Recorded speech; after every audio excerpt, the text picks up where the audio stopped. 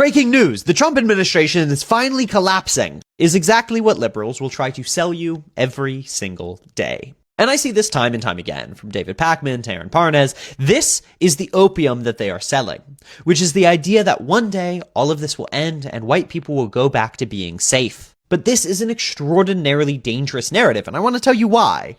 First of all, because it's not true. When fascism ends, it will be because people fought tooth and nail, and typically the exact fights that those type of people, the liberals, would condemn as unruly are the ones that will actually lead to the end of the regime.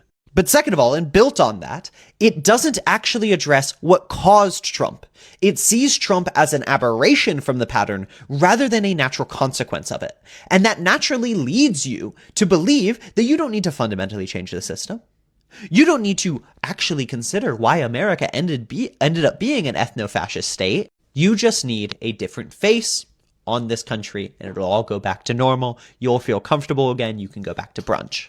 Which primes you to set up the liberal system that in 20 years and 30 years will return to a fascist system. Exactly the cycle that we have done before.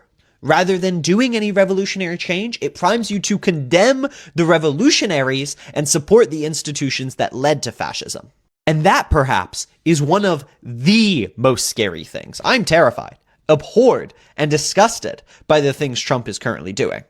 But what keeps me up at night is the people that are not willing to do what needs to be done to prevent it, and much more than that, the people that will raise their voices to condemn those that do what needs to be done. And that is exactly what this narrative sets up. Because if you believe justice is naturally coming, if you believe justice is inevitable, then you will fail to realize the actual costs that that justice took, and you will fail to critique the places and systems and people and ideologies that led to it not coming in the first place.